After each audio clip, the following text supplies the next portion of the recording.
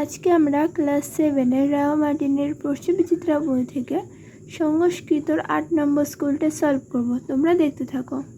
প্রথমে আছে 1-1 বঙ্গানুবাদ করো।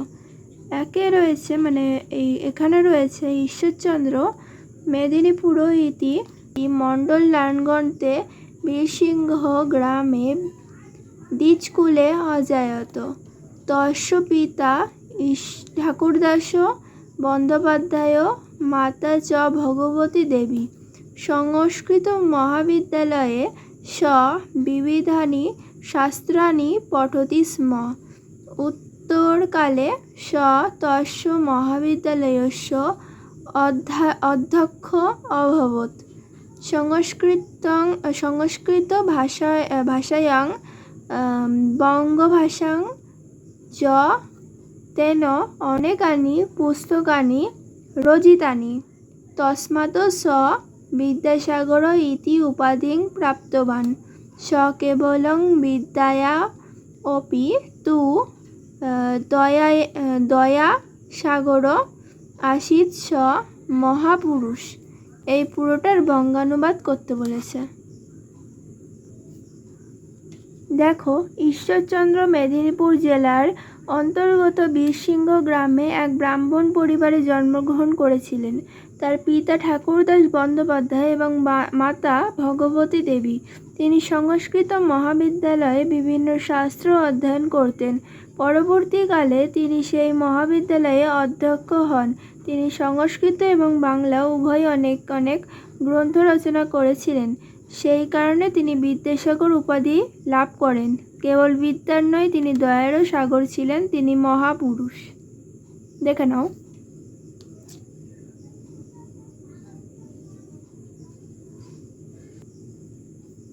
তারপর 2-এ আছে অর্থ লেখো। 2-1 রয়েছে পরিত, 2-2 রয়েছে দ্বিজকুলে, 2-3 রয়েছে সুখদাম, 2-4 রয়েছে বিকসন্তি। এগুলির অর্থ লিখতে বলেছে। দেখো, প্রথমে আছে পরিত মানে চারিদিকে, তারপর আছে দ্বিজকুলে, এটা হবে ব্রাহ্মণ কুলে, তারপর আছে সুখদাম, এটা হবে সুখদায়িনী, তারপর আছে বিকসন্তি, বিকশিত হয় বা ফোটে। দেখে নাও।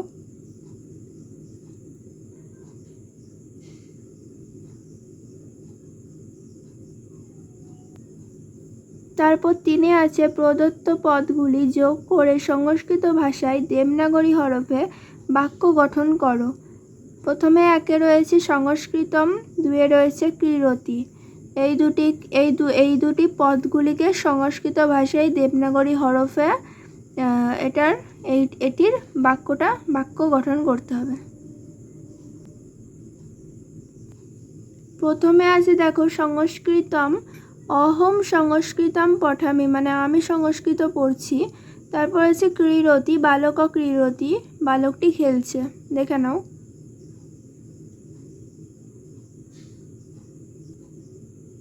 তারপর 4-এ আছে বন্ধনীর মধ্যে থেকে সঠিক পদ বেছে নিয়ে শূন্যস্থান পূরণ করো। প্রথমে 4-1 রয়েছে অহং দেবমন্দিরং ড্যাশ দ্রক্ষাবো দ্রক্ষামি দ্রক্ষান্তি। 3টের মধ্যে যে কোনো একটি হবে। তারপরে 2-এ আছে আবাং গৃহং ড্যাশ গচ্ছন্তি স্ম গচ্ছামো স্ম গচ্ছাবো স্ম। তারপর 3-এ আছে ড্যাশ মম ভগিনী স সা তে। এই 3টের মধ্যে যে কোনো একটা হবে। তো এগুলির উত্তর হবে, দেখো প্রথমে আছে অহং দেব মন্দিরং দ্রক্ষামি, তোমরা বইয়ের থেকে মিলিয়ে নিয়ে রাইট দিয়ে নাও। তারপরে আছে আবাং গৃহং গচ্ছাবো স্ম, এইটা হবে গচ্ছাবো স্ম। তারপর আছে সা মম ভগিনী, এখানে হবে সা। দেখে নাও।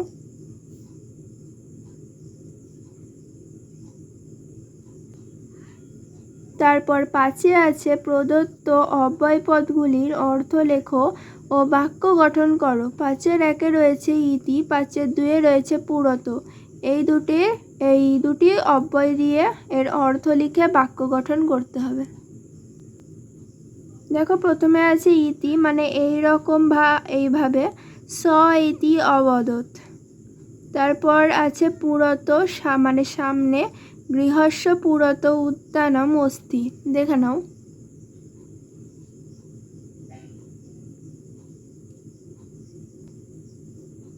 তারপর 6 আছে সসূত্রকারক ও বিভক্তি নির্ণয় করো।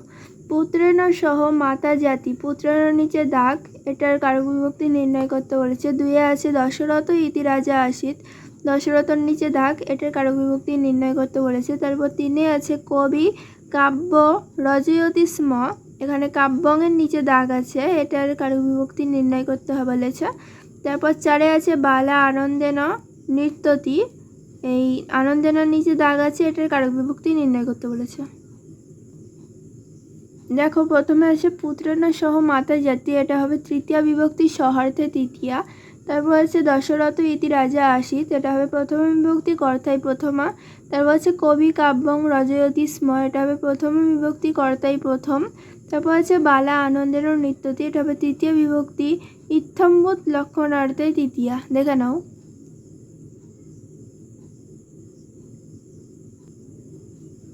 সাথে আছে অশুদ্ধি সংশোধন করো।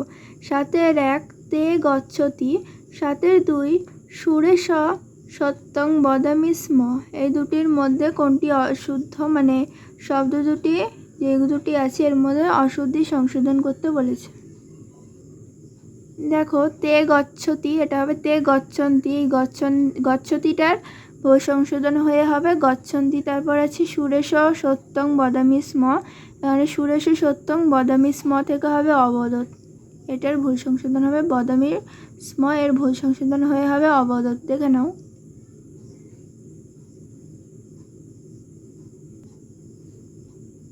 আটে আছে শব্দরূপ ও ধাতুরূপ লেখো। 8 1 রয়েছে সাধু শব্দের ষষ্ঠীর একবচন, সাধু শব্দের ষষ্ঠীর একবচন হবে সাধৌ।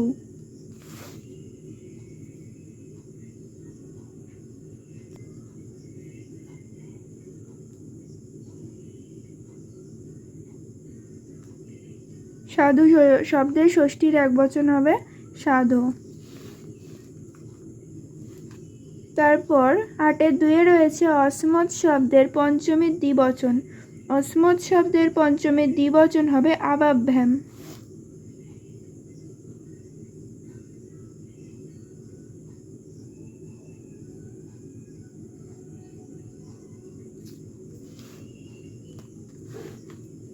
তারপর 3 আছে মাতৃ শব্দের তৃতীয়ার বহুবচন, মাতৃ শব্দের তৃতীয়ার বহুবচন হবে মাতৃভ্যি।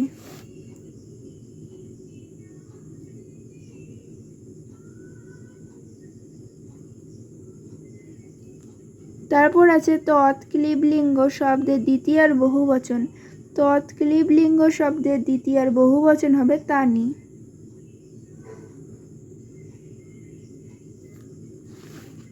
তারপর 5 আছে পট ধাতুর লট উত্তম পুরুষ একবচন, পট ধাতুর লট উত্তম পুরুষ একবচন হবে পঠামি।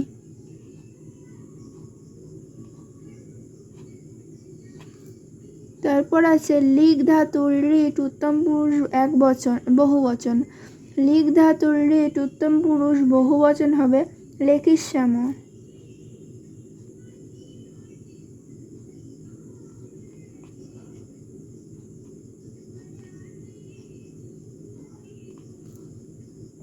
তারপর আছে 8 স্থা ধাতুর লট মধ্যম পুরুষ একবচন, স্থা ধাতুর লট মধ্যম পুরুষ একবচন হবে তিষ্ঠসি।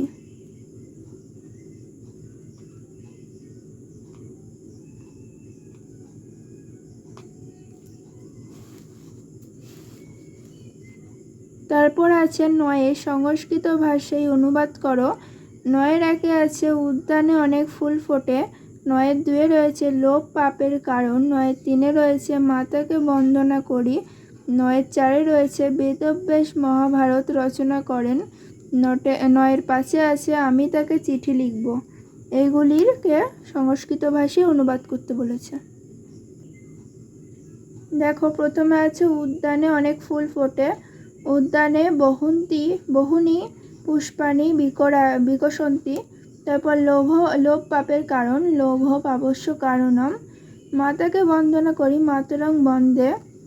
বেদব্যাস মহাভারত রচনা করেন, বেদব্যাস মহাভারতং রচয়তি। আমি তাকে চিঠি লিখব, অহম তং পত্রং লিখিষ্যামি। দেখে নাও।